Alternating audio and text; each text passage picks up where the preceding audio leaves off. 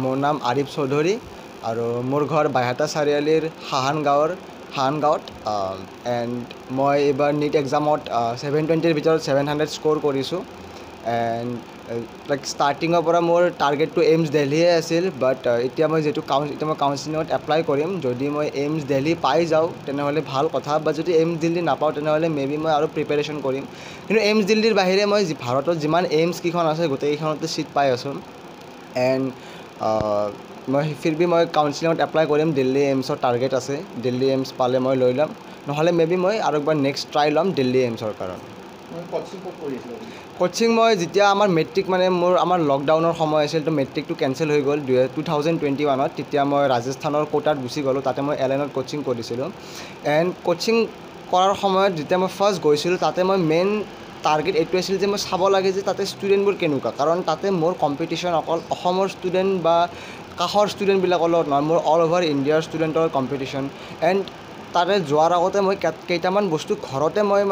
Research কৰি গৈছিলোঁ যে আমাৰ অসমৰ ষ্টুডেণ্টে কিয় নেশ্যনেল লেভেল এক্সামত চাहे IIT JEE এক্সামত হওক বা UPSC এক্সামত বা নীট এক্সামত কিয় টপাৰ নহয় চিলেকশ্যন হোৱাটো কিবা ডাঙৰ কথা নহয় মই ভাবোঁ বাট টপাৰ হোৱাটো মই ভাবোঁ যে এটা বহুত ডাঙৰ কথা হয় কাৰণ আমি যেতিয়াই টপাৰৰ কথা চাওঁ আমি সদায় দিল্লী ৰাজস্থান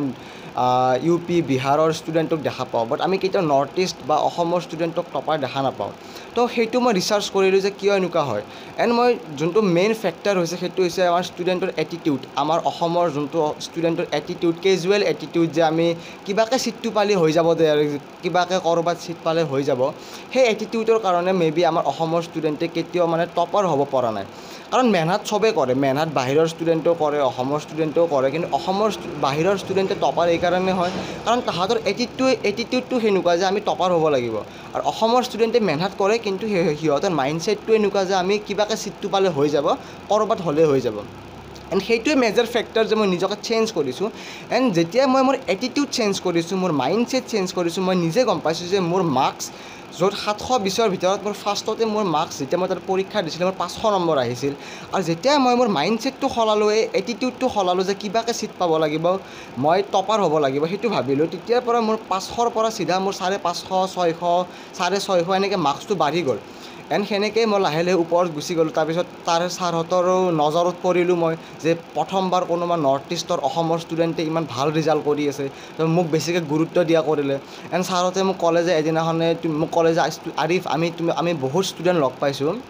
কিন্তু তোমাৰ নিচিনা ষ্টুডেণ্ট লগ পোৱা নাই তুমি বহুত ডাঙৰ মানুহ হ'বা এণ্ড মোক বহুত ফ'কাছ কৰিলে মোৰ ওপৰত সেই হিচাপত তাৰেপিছত মই প্ৰেক্টিছ কৰি বহুত বেয়া সময়ো আহিলে বাট সেইবোৰ মই নাচাই মেহনত কৰি গ'লোঁ তাৰেপিছত হায়াৰ ছেকেণ্ডেৰী এক্সাম দিলোঁ হায়াৰ ছেকেণ্ডেৰী এক্সামত মোৰ 99% আহিলে তাৰেপিছত নীট এক্সাম দিলোঁ এণ্ড নীট এক্সামত ওলাই অহাৰ পিছতো মই গম পাই গ'লোঁ যে মোৰ 700 মাৰ্কছ আহি যাব কাৰণ মই তাৰপিছত চেক কৰিছোঁ এনচাৰ কিট বাট কি হয় যদি মোৰ ডাউট হৈ আছিল কি মই দিল্লী এইমছ পাম নে নাপাম কাৰণ বেলেগ এইমছ মই পাই যাম আৰামছে পাই যাম ভাৰতত যিমান এইমছ আছে কিন্তু মই এতিয়া দিল্লী এইমছৰ কাৰণে কাউন্সিলিং কৰিম যদি পালোঁ লৈ ল'ম আৰু যদি দিল্লী এইমছ নাপাওঁ বেলেগ কেইখন এইমছত মই মেবি নলওঁ কাৰণ মই দিল্লী এইমছৰ কাৰণে নেক্সট আকৌ প্ৰিপেৰেশ্যনে কৰিম এই ক্ষেত্ৰত তোমাক ঘৰৰ পৰিয়ালে কোনে বেছি উৎসাহ দিছিল আমাৰ গোটেই ঘৰৰ মানুহে বহুত ছাপোৰ্ট কৰিছে তাহাঁতৰ বিনাতো মই কৰিব নোৱাৰিলোঁ এণ্ড অফক'ৰ্ছ আমাৰ গাঁৱৰ মানুহবিলাকেও বহুত ছাপোৰ্ট কৰিছে এণ্ড আমাৰ ৰিলেটিভছৰ মানুহ চবেই আৰু মোৰ স্পেচিয়েলি মোৰ তাৰে ৰাজস্থানৰ মোৰ যিমান টিচাৰ্ছবিলাক আছিল আৰু বাহিৰৰ মোৰ যিমান ফ্ৰেণ্ডছবোৰ আছিল চবেই ছাপোৰ্ট কৰিছে মোক তলত নুমাই দিয়া কোনো নাছিল অনুভৱ কেনেকুৱা মনোভাৱ এতিয়া চবৰে হিচাপততো চবৰে ভাল লাগিছে মোৰো ভাল লাগিছে কিন্তু মোৰ যোনটো টাৰ্গেট হয় বেলেগৰ নজৰত মই বহুত ডাঙৰ কৰিছোঁ কি তই 720ৰ ভিতৰত 700 নম্বৰ পাইছা বাট মোৰ নজৰত মই ইমান ছেটিছফাইড নহয় কাৰণ মোৰ টাৰ্গেট আছিল দিল্লী এইমছ আৰু সেইটো এতিয়া অলপমান চান্সটো কম সেইকাৰণে মই দিল্লী এইমছৰ কাৰণে টাৰ্গেট কৰি আছোঁ যি হয় দেখা যাব সেইটো কিন্তু বেলেগ এইমছ কেইখন পাই আছোঁ মই চব কি ক'বা তুমি ভৱিষ্যতে কেনেকুৱাকৈ যাব বিচাৰোঁ একচুৱেলি মোৰ দিল্লী এইমছৰ কাৰণে এইকাৰণে টাৰ্গেট কাৰণ মোৰ অকল ডক্টৰ হোৱাটো সপোন নহয় যেনেকৈ ডক্টৰ APJ আব্দুল কালামে এজন ইঞ্জিনিয়াৰো আছিল এৰ'স্পেচ ইঞ্জিনিয়াৰো আছিল আৰু এজন ৰকেট চাইণ্টিষ্টো আছিল তেনেকৈ মোৰ এজন ডক্টৰৰ লগত এজন মেডিকেল চাইণ্টিষ্ট হোৱাৰ ইচ্ছা তো সেইকাৰণে এইমছ দিল্লীত ৰিচাৰ্চ ফেচিলিটিটো বহুত ভাল তাতে চাইণ্টিষ্ট লাইনত যোৱাটো বহুত ইজি কৰি দিয়ে সিহঁতে হেল্প কৰি দিয়ে তো সেইকাৰণে মোৰ দিল্লী এইমছত যোৱা প্ৰেফাৰেঞ্চটো ফাৰ্ষ্ট তো মোৰ এজন নিউৰ' ছাৰ্জনৰ লগত মোৰ এজন মেডিকেল চাইণ্টিষ্ট হোৱা বহুত ইচ্ছা হয় তোমাৰ দেউতাৰ নাম কি আছিল আবুল হক চৌধুৰী মাৰ নাম মঞ্জু আৰা বেগম ঠিক আছে ধন্যবাদ হয়, মই খুব গৌৰৱান্বিত হৈছোঁ আৰু মই বহুত উৎসাহিত হৈছোঁ, বহুত আৱেগিক হৈছোঁ। ল'ৰাই যিটো কষ্ট কৰি যিটো ফল দিছে, এবাৰ পৰীক্ষা দি তাৰ বহুত ঘাত সংঘাত আগতে গৈছে। বেমাৰ হৈছিল, বহুত টাইফইড হৈছিল, জণ্ডিছ হৈছিল, প্ৰথমবাৰ দিব নোৱাৰিলে। তাৰপিছত সি হাই ছেকেণ্ডাৰীও ভাল ৰিজাল্টে কৰিলে, কিন্তু নীট এক্সামৰ প্ৰথমবাৰ দিয়ে সি 700 নম্বৰ আনিছে। আমাৰ কাৰণে খুবেই মানে আনন্দিত। আৰু আমি মানে যোনখন এইমছত পাই তাতে যোৱাৰ কাৰণে আমি বহুত মানে হেৰি কৰি আছোঁ, তাক কৈ আছোঁ, উৎসাহ দি আছোঁ। কিন্তু তাৰ যিটো সপোন, সেই সপোনটো মানে বাস্তৱত মানে ৰূপায়িত কৰিবৰ কাৰণে সি বহুত ইচ্ছা কৰি আছে। গতিকে তাৰ সপোনৰ কাৰণে আমি সপোন ভাঙিব ইচ্ছা কৰা নাই, কাৰণ সি বহুত কষ্ট কৰিছে, যথেষ্ট মেহনত কৰিছে। গতিকে তাৰ কাৰণে সি যিমান আগবাঢ়ে আমি তাৰ কাৰণে বহুত আগ্ৰহেৰে মানে তাক সাহস দি আছোঁ। আৰু ভৱিষ্যতৰ পৰিকল্পনা মানে কি হোৱাৰ মানে তাৰমানে তাৰ এজন সুদক্ষিত ডক্তৰৰ লগত তাৰ চাইণ্টিষ্ট হোৱাৰ মানে আশা। সৰুৰ পৰাই সি এইটো কৈ থাকে।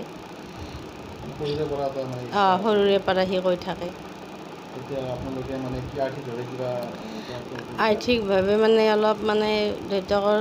আৰ্থিকভাৱে অলপ হেৰি হৈছে, চাকৰি এটা কৰি মানে ৰিটায়াৰ হ'বৰে হ'ল। অলপমান হৈছে যদিও আমি মানে তাক বুজাইছোঁ, তুমি পাৰা যদি কৰা ইয়াৰে এইমছত য'তে পোৱা। কিন্তু যদি আৰু